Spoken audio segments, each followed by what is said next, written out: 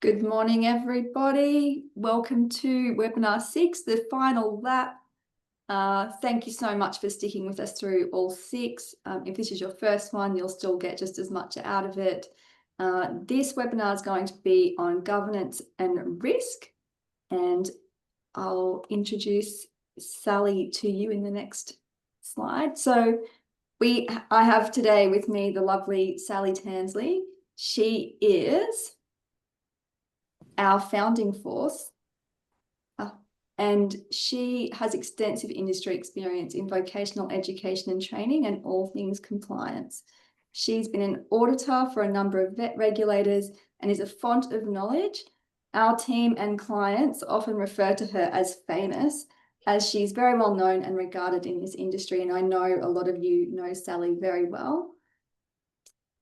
Over to you, Sally. Thank you. And I'm going to introduce Leonie. Leonie's been with us for around 4 months. She's got lots and lots of experience working within an RTO. And it was funny yesterday because I was on an audit and the auditor was reasonably new to ASQA, and she had come from a compliance role in an RTO. And it was just really refreshing to be with an auditor who actually understands RTO operations. So that was so we feel very lucky, to have Leonie with us with her extensive RTO experience.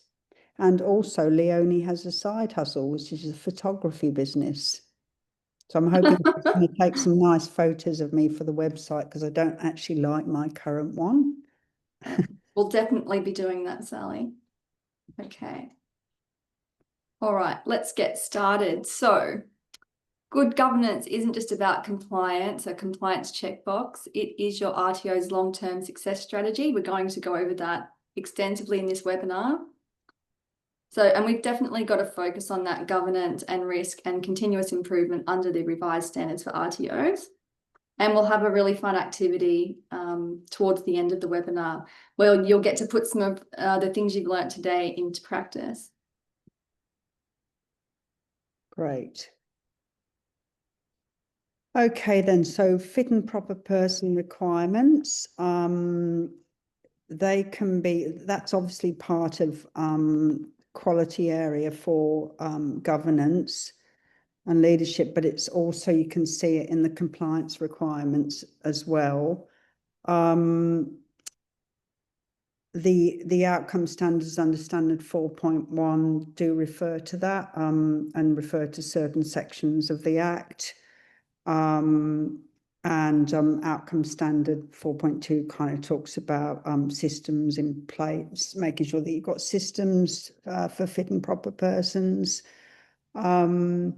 I suppose one of the things in the fit and proper person requirements is that essentially it's really important to ensure that everyone who is in a position of influence, i.e., manager, board member, has done their fit and proper person. And I was working with someone, a client, a couple of weeks ago, and it's, they hadn't got a fit and proper person requirements declaration formed out for their operations manager. And so we just talked about how that would be entering it into ASQA. ASQA, a bit weird because it kind of assumes that that person's starting with you as a new person.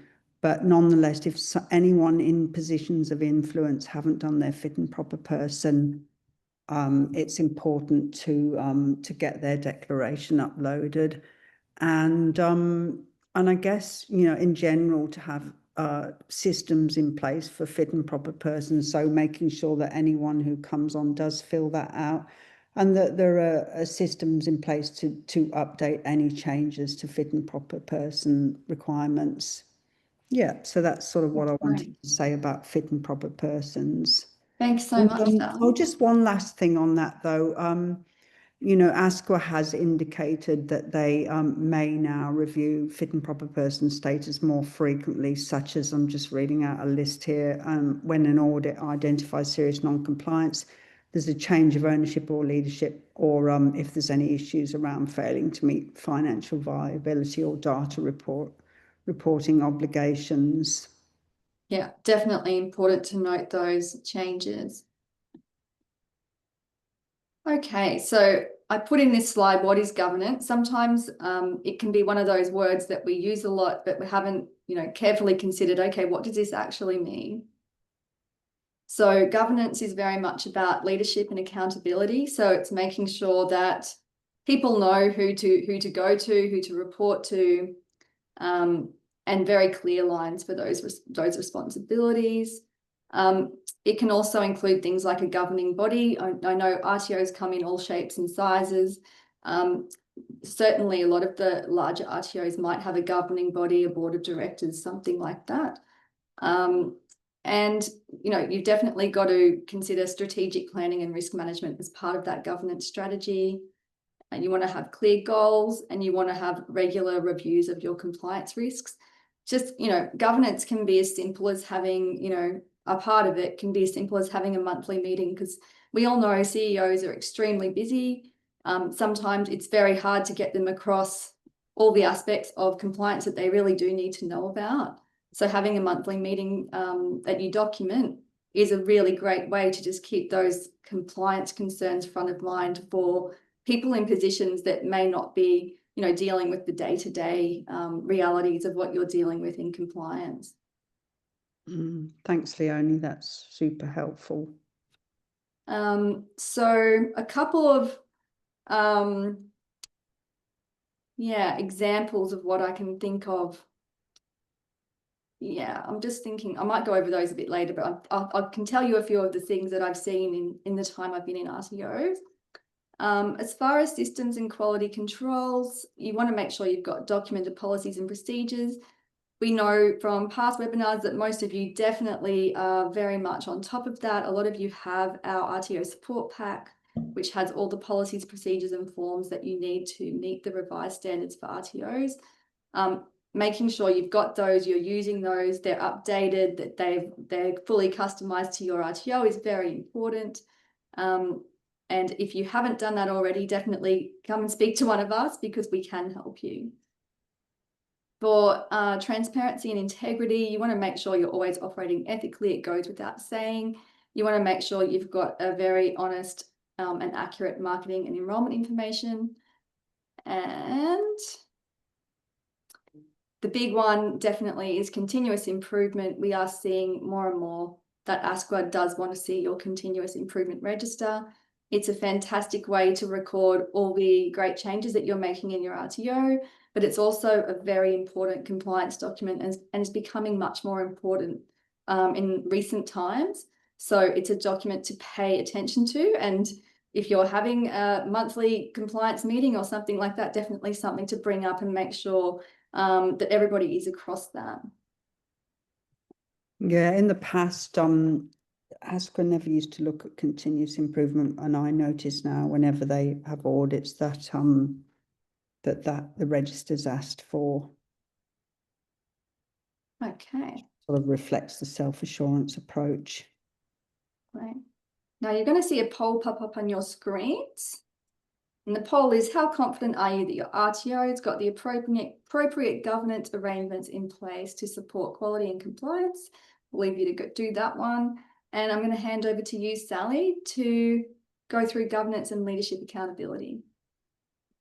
Yeah, so just sort of working through those points on the slide, understanding the roles and responsibilities of governing persons. So just to, go back again, those governing persons are typically owners, board members, CEOs, senior managers. It's back to the fit and proper person requirements, anyone who's in a position of influence. And it's really important, they aren't just figureheads, they are actually directly accountable under the Act and the revised standards for making sure that everything's compliant, ethical and effective, and for making sure that the systems in place, for example, for quality training, financial viability, risk management, trainer file management, responding to ASQA investigations. So, I mean, CEOs or, owners, directors typically, may not get involved in the day-to-day operations, but they definitely still need to have a good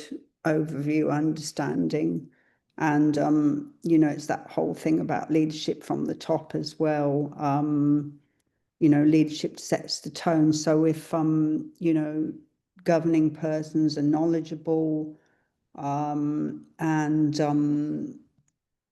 you know, lead from the top, then that sort of culture of compliance gets built into the RTO as well.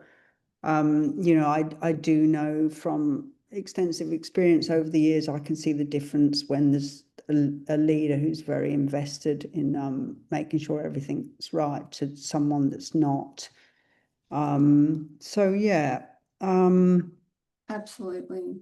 Yeah, and then the other point is around establishing governance frameworks, and sort of Leonie's touched on this, but it you know, it's making sure that you have a governance framework because it's the structure that holds everything together. So you know, policies and procedures, actually also tracking those policies and procedures and reviews, making sure that your risk assessments and actions are documented, making sure that staff responsibilities are very clear and that they also link to the revised standards.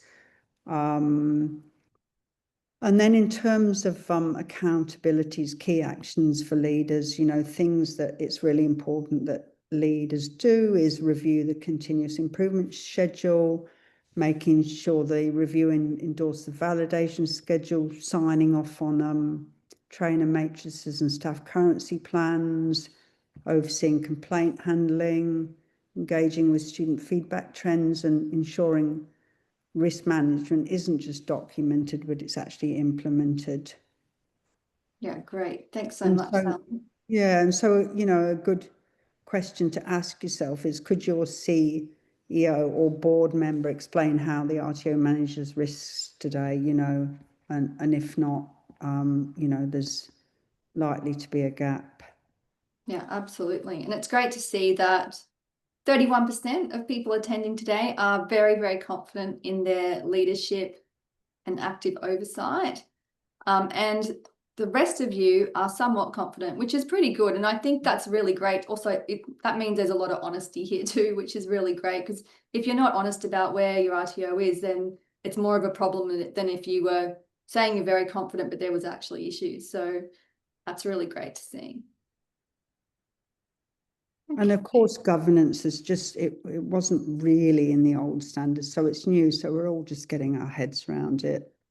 Yeah. We've probably been doing it, but it's now sort of their, you know, center in the standards. Yeah, absolutely. And I think it's really great that it is, because in all my time in RTOs, I think that's the area, if governance isn't right, then there's a lot of issues generally. If you do have your governance right, then things are really easy to keep a track of and really easy to fix. Because basically you find that upper management is very much behind the compliance concerns that a compliance manager, etc., might have. We've got Yes. another poll popping up for you in a second, which is around what you believe is the biggest risk area for your RTO. So answer that when you get a chance. This is definitely new in the standards, risk management. Yeah, absolutely. And I can see why it's been included. Obviously, risk management is very essential for compliance, because a lot of the risk you have will be compliance risk. So risk of not meeting your compliance obligations. And you really do need to build that risk-based approach for your student, staff, and your operations. It's, yeah, very much about, you know, it's about the quality of what you're delivering, you know, the quality of your assessment tools, the quality of your student support. Basically, every time something is not the way it should be, that's a risk of a compliance breach. You really want to make sure you're building in a risk-based approach to your operations. It applies to every single part of your student journey, your trainer workforce, your day-to-day operations. You need to be tracking student disengagement with your staff. You need to make sure you've got, you know, all the correct evidence on file for your staff at all times. That's definitely an area I see issues in all the time. It's keeping track of trainer qualifications is sometimes a thing easier said than done, and because it's something that changes all the time, and trainers are often on contracts and have other work, and you're not always number one thing on their mind, or maintaining their evidence file is certainly not number one thing on their mind. You'll also, want to make sure you've got a risk register and monitoring process. And as a bonus in this webinar, everyone will receive our risk register template. So you have something to go off if you don't already have something in place. I'm sure you all do, but it's great to have that as another resource you can look to.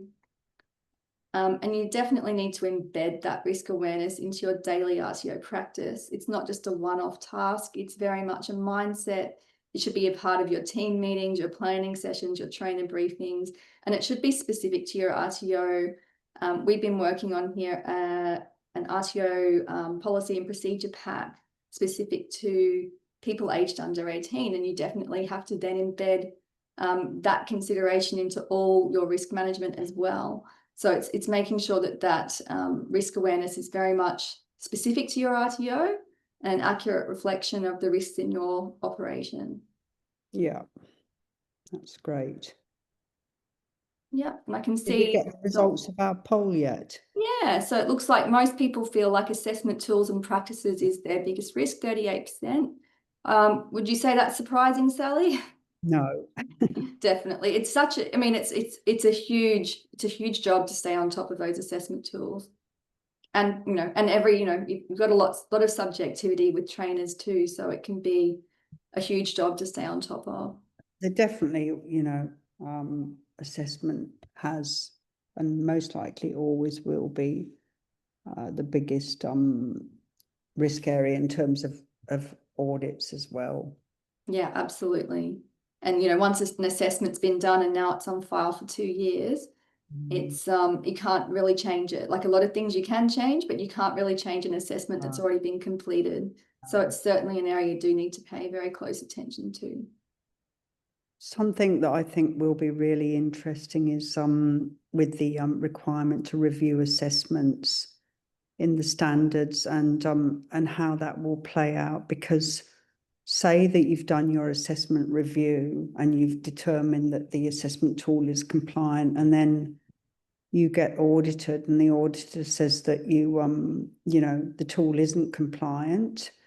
That obviously then impacts on your system as well, because then the finding may be that you haven't they've identified areas where there's a gap and that your system then is in question. So I think that will be a very interesting area to see how that plays out.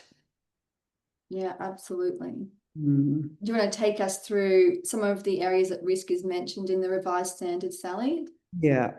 So risk is front and central, obviously. Risk management in standard 4, quality area 4, but it's also, you can see that now peppered through many of the standards. And so we see here for outcome standard 1.5 around assessment that a risk is front and central there. So keywords there is kind of essentially validating using a risk-based approach.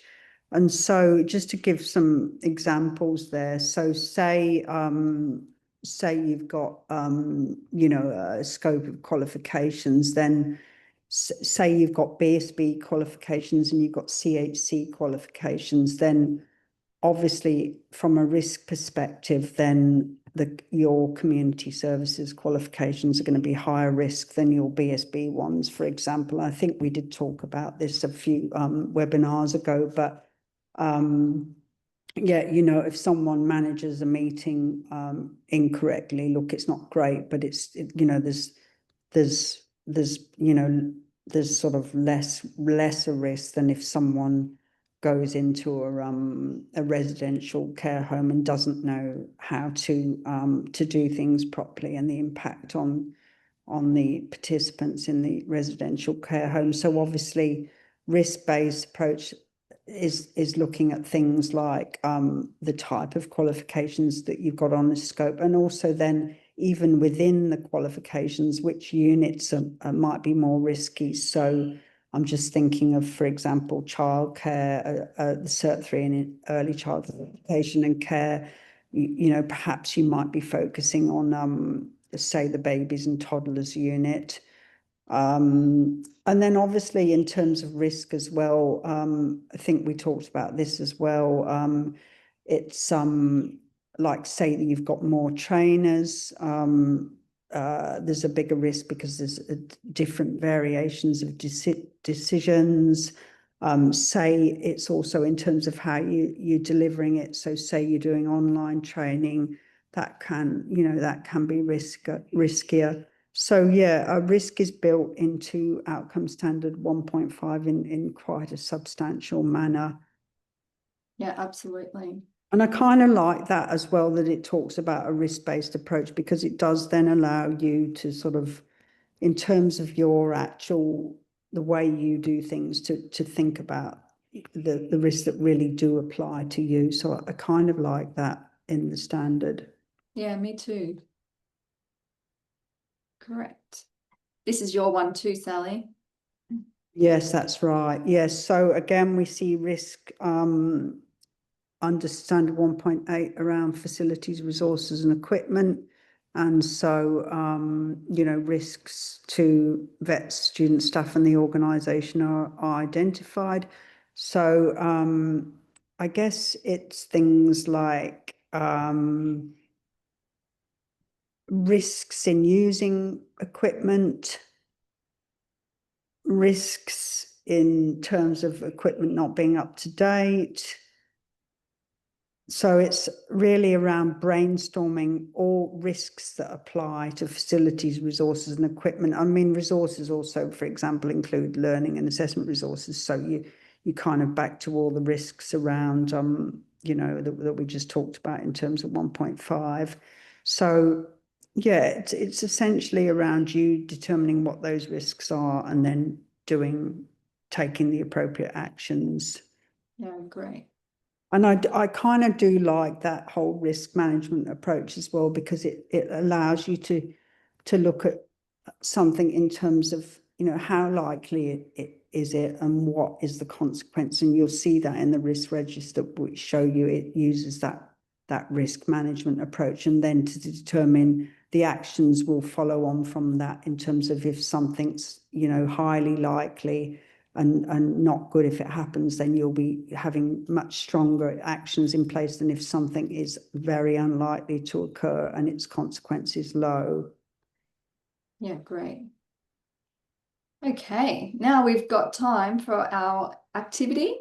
So we'd love you to participate, everyone participate. The more people participate, the more fun it will be and the more opportunity to learn we'll have.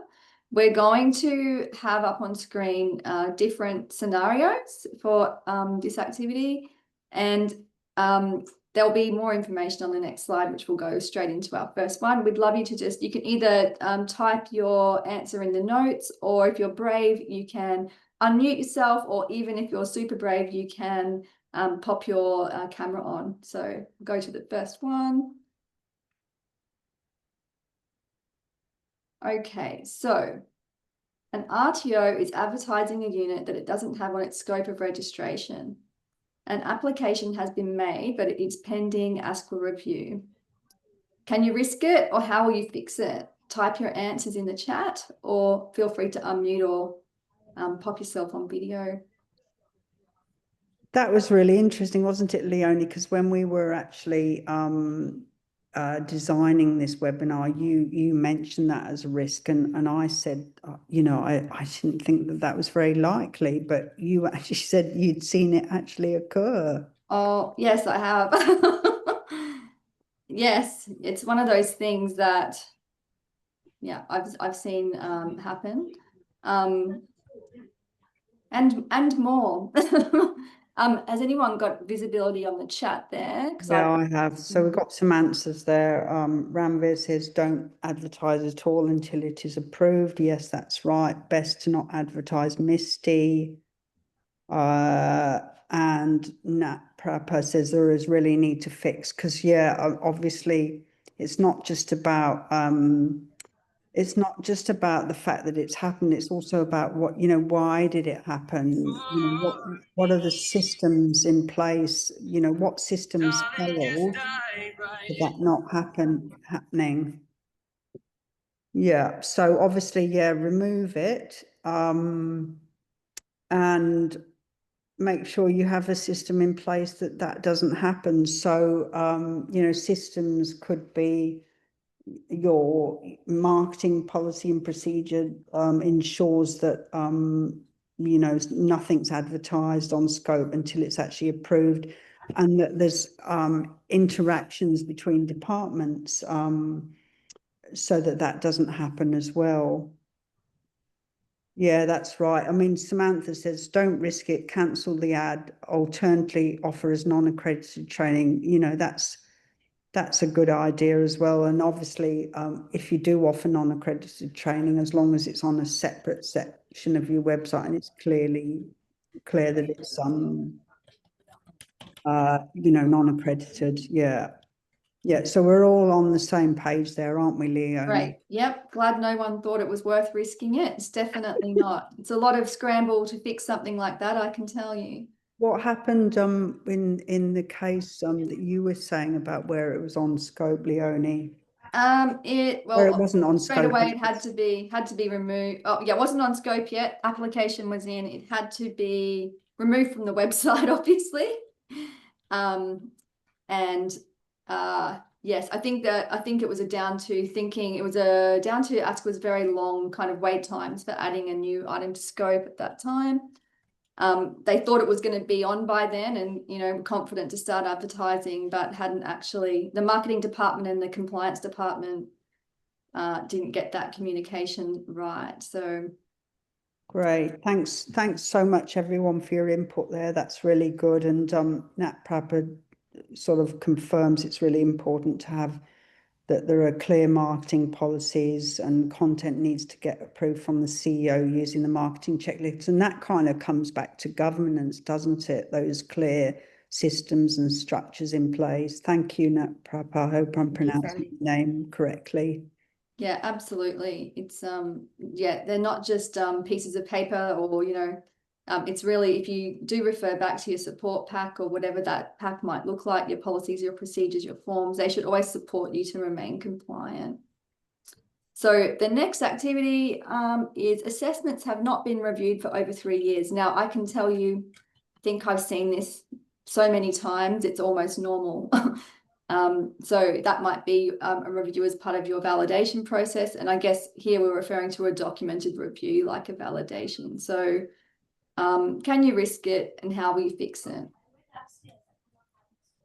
Yeah, so Bipin says need to fix it, start pre-validation and validation. And obviously, you know, now we have in the standards that assessments need to be reviewed. Although I did read something on LinkedIn, actually, I don't know if anyone else has seen it, that ASQA have giving advice that you don't need to review your assessments. But anyway, I thought that was a bit odd, but anyway, I'm saying that you do because it says in the legislation. Yes, well, I would say it's definitely, given it's such a huge risk area, assessment, even if they didn't tell you that you had to do a review, it'd be still in your best interest to do one. And it's certainly, you know, one of the first focus areas I always look at whenever I've been working in an RTO is validation, and looking at your assessment is my number one priority generally, because it's such a huge area of risk. And the rank says every 5 years need to be reviewed. So yeah, that's obviously, you know, that's the sort of you know, talking about validation there. But obviously under the new standards, all assessments the tools need to be reviewed prior to use. And Samantha's saying have a review schedule at least once per year or prior to release. Yeah. So basically the review schedule would sort of follow your delivery schedule so that you made sure that it's reviewed before it's used in the next kind of your upcoming term. That's right. And Ranjini says failure to regularly review and update assessments can lead to invalid assessment outcomes. That's right, which affects the integrity of student certifications. And we are seeing that, of course, now, unfortunately, with all the cancellations of certificates that have gone on.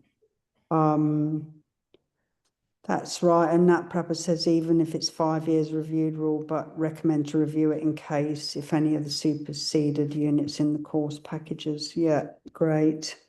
Yeah, we've Yeah. obviously got a lot of people here who are very on top of their compliance requirements, which is really great to see.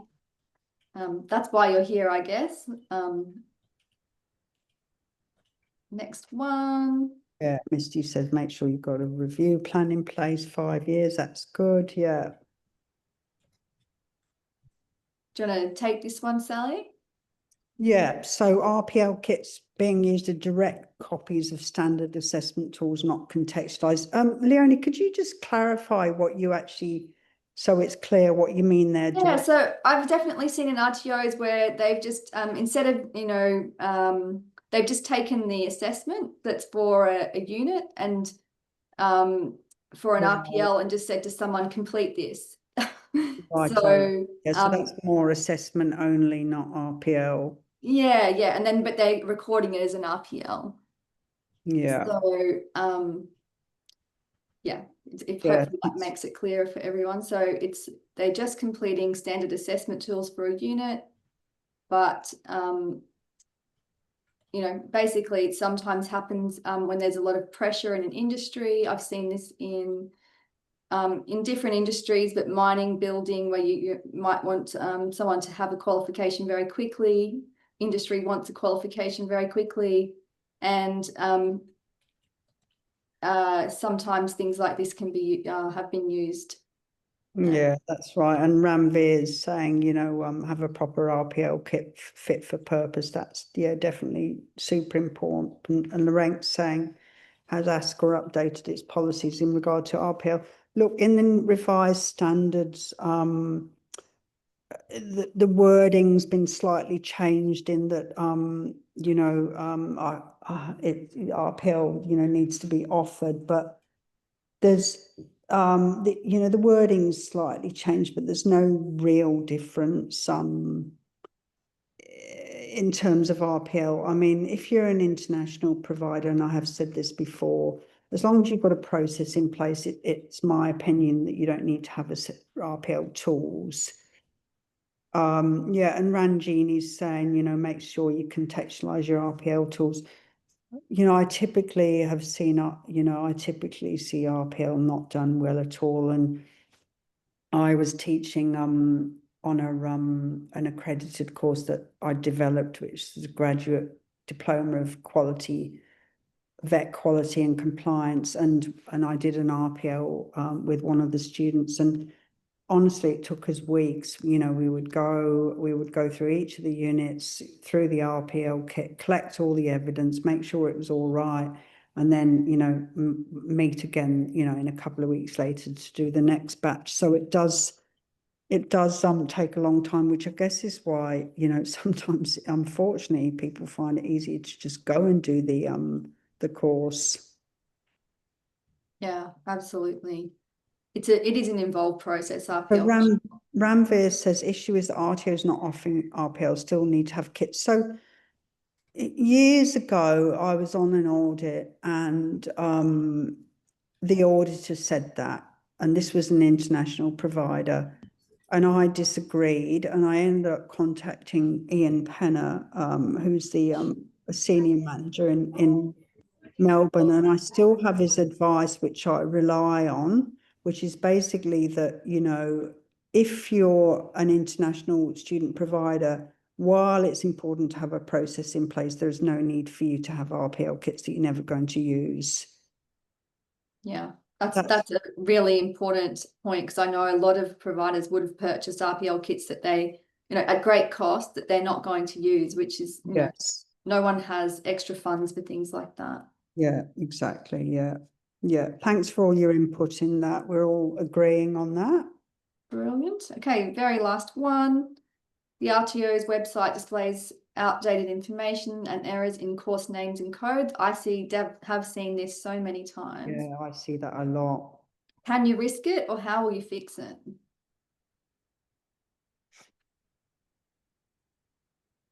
Yeah. So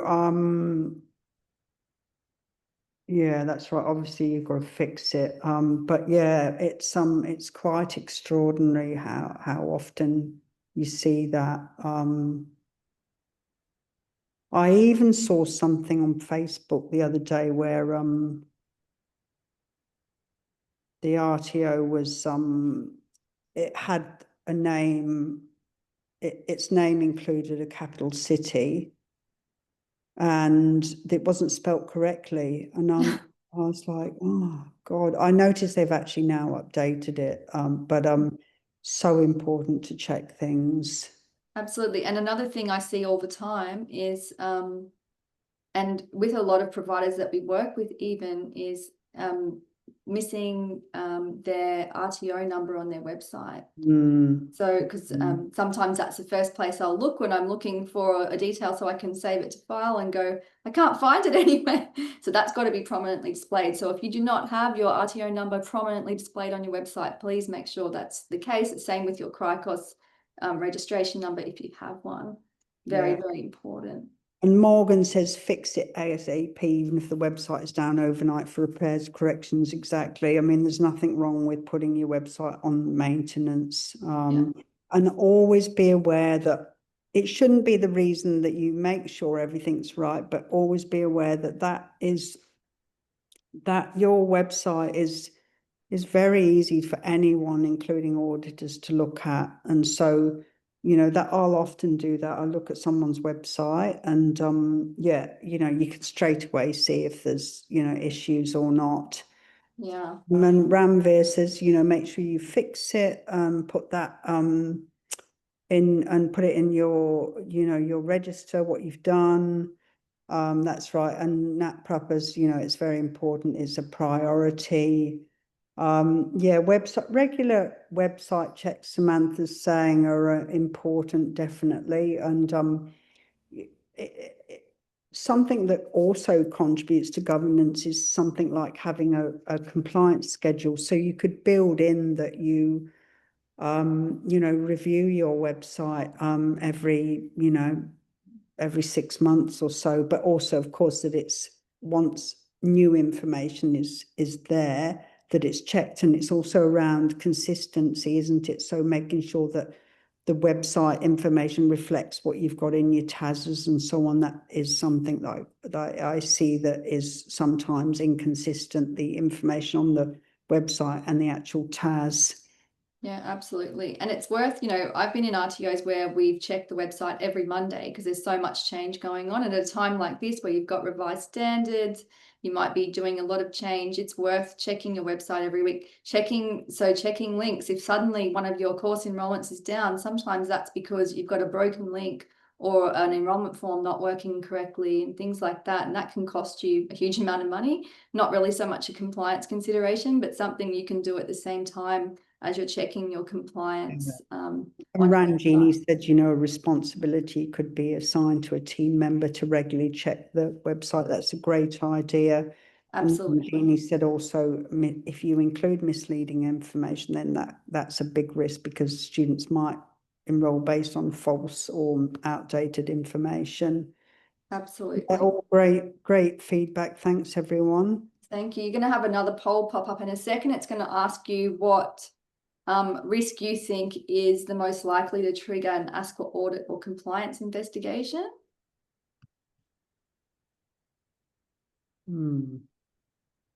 Great to get your thoughts on that. I definitely have my thoughts.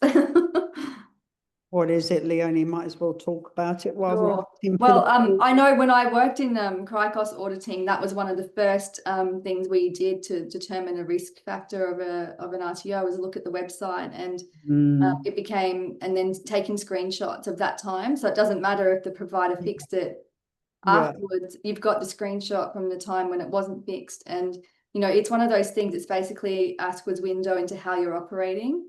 And sometimes it can be taken that if you're not paying attention to the little things, then they would assume that you might not also be paying attention to the big things. But obviously marketing is a big thing, but it can be seen as a small thing. Like, oh, we don't have our logo, our RTO code on the website, but it is very important that it's there. It's you're legally required to have it. Yeah. Unfortunately, you know, I see that quite a few audits these days are actually triggered because of complaints to the hotline, and often they're quite unfair because they might be a competitor or disgruntled employee in Absolutely. a complaint. Yeah. Yeah, it's a very difficult situation we have, you know, with the internet. Every business has to deal with those false complaints, but then we've also got ASQA as well, so it makes it doubly difficult. Are those polls results showing up for everybody, or they've disappeared on me? Yeah, I can't see them, Leonie. I don't know, Auburn, if you can see if you can get those poll results to show. Hi everyone. Not sure how to get the polls to show up in your side. Let's go here. You might be able to see it now. Oh, yeah, great. Thank you. Thanks Thank so you. much. Thank you. Yeah. Yeah, so biggest one, RTO, yeah, not unit drilling units on scope. Definitely, I think those two, the website and drilling Yes. units not on scope. But yeah, I mean, I think that should have probably been, it is advertising units not on scope. But definitely, I think the website is your biggest risk out of those. But I can definitely, yeah, if you were delivering units not on scope, that's very likely you're going to run into some big problems. Yeah. So this is kind of our last main slide, isn't it, Leonie, about continuous improvement processes? So I'm going to get you to cover this one, Sally. Tell us all about continuous improvement. What do you love about it? One of the things that I always find really interesting about the continuous improvement register, and that I have found interesting for years, is that you know, I always kind of like, say you get asked for the continuous improvement register as part of your audit evidence, and you've got things on there that you perhaps might not want an auditor to see. I always find that a little bit challenging. Like, you know, there's a gap in an assessment tool and students have been, you know, awarded competent based on that gap in the assessment tool. I always find things like that tricky, but yeah, it's a tough one. But obviously, and also, is that continuous improvement, or is it a compliance issue? I think there's you know, a bit of a difference there between continuous improvement and compliance and non-compliance. But anyway, You've got to be very strategic with how you're recording that information. So you've got to always think of that ASQA's eyes will be on this document. But you do want it to accurately really reflect, because you've got to look at it from the eyes of, if ASQA looks at this in an audit, is it going to support our case or not? Because you want to make sure that if there's something that ASQA identifies, that you've identified it first and that you're working on it. But you've got to be very strategic with the way that you present that information. And also something I've seen in those registers is making sure you're maintaining people's privacy. So depending on where you're storing that register, etc., who's got access to it, you don't want to be putting every detail of an issue into that register. It's got to be a high level summary of what's going on. Yeah. Do you agree with that, Sally? Yeah, I do. Yeah. So yeah, it's a, you know, it's a super useful document, a continuous improvement register as part of continuous improvement processes, but yeah, albeit with those issues that we've just discussed. Absolutely. I always found it was good to have one person in charge of the register, because if you have too many, you can end up with a lot of strange stuff on there. So you have one person in charge, but you get everyone to feed their feedback to that person. And I've been in organizations where we updated that register every Friday religiously, and ended up with, you know, hundreds of really great evidence of the fact that we've been improving the business. So, which was good on many fronts. And you can have different registers as well, can't you? I mean, you know, and so say, for example, an assessment validation register, I mean, that's continuous improvement, but it's a different, you might decide that you have a continuous improvement register that's sort of for general stuff, but you might have different registered for particular things. Yeah, absolutely. There's so many ways you can do it. Yeah. Yeah, that's all I've got to say on that one. Thanks, Sally. Okay, so takeaways today, you've got actionable steps for governance and risk management frameworks. You definitely all have a very clear understanding of leadership's role in the compliance success. You'll have very practical tools and insights from our risk it or fix it activity, and you get your free risk register template when you receive the webinar slides as well and recording. We've got one last poll for you. And a very huge thank you. I'm sure a lot of you have been with us through the whole series, and thanks so much for sticking with us. We've had so much fun doing it, and we'll be doing plenty more, which is the reason for this poll. We'd love to know what you'd like more information on, so we can tailor webinars to suit you all. So yeah, it would be great to get your feedback on that. Looks like everyone's really looking forward to a validation deep dive and trainer file management. That's great. They're definitely two areas. Oh, and audit prep. Yeah, that's a good one. It looks like we'll have plenty to keep us going, Sally. Yeah, I thought audit prep might be a popular one. I can't Yeah, see. we've seen, yeah, there's so many of those happening at the moment. Yeah, I almost can't wait to do my first audit under the revised standards. Yeah, it's one of those things. It's very we won't know exactly how some things are being interpreted till we see it firsthand. Yeah, I mean, I was again reading another article yesterday just quickly because I know we've got to finish, but you know, another person in our industry had spoken about how they had got an audit request, and it sort of talked about the outcomes. It talked about the areas like, you know, continuous improvement, but it actually didn't reference you know, the actual outcome standards. And the person was just saying that it actually made the audit process really hard, and that when they actually spoke to the auditor said, oh, just review the practice guides. And, you know, like that person said as well, and my feeling is too, I don't find the practice guides that useful. So, you know, even though, you know, ASCA have said that they're providing training and all of that kind of thing, I do wonder how it's going to all play out. Yeah, absolutely. And this is also your opportunity to ask any questions you may have lingering from what we presented today, or share any further insights you might have as well. Did we get that poll back, Leonie? Because I couldn't see it again. Oh, here we go. Good. Thanks. Right. There you go. I knew that would be the right audit prep toolkit. Yay. I took a photo of it too, Sally, in case we don't see it later, but it's definitely one we'd love to share. I think we'll have to get into a couple of audits and see how these standards are being interpreted. Yeah. Guys, I just wanted to jump in. We've just got a question that's come into the chat from Beta. As part of leadership and accountability, do all staff members need to know exactly where standards apply to their role/processes? I would say yes.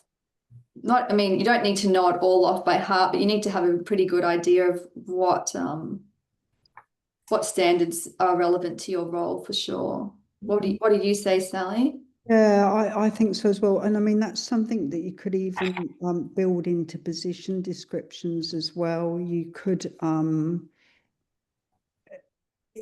reference the standards. I mean, you could do it in a way that makes it easy for people to understand, but that could be a good way of making sure.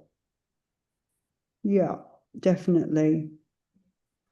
We've got another one coming from Misty. Yeah. She said, do we need to lodge the fit and proper persons deck every year or just the once? Yeah, Unless there's any changes? just the once, unless there's any changes. Yeah. Okay, beautiful. And also Ranveer has suggested a detailed webinar for student support covering well-being. Yeah. Yeah, I think because that term's so new, well-being. Quite broad as well. Yeah. Okay, beautiful. It doesn't look like we've got any more questions coming through into the chat. So if anyone is just in the middle of writing a question, maybe put your hand up. And if not, then that brings us to the end of our Start Your Engines webinar series. Thanks so much. Thanks so much. Leonie said thanks everyone for coming along for the ride, and I hope it was useful, and we'll look forward to hearing more from you. Thank you. Thank Bye. you.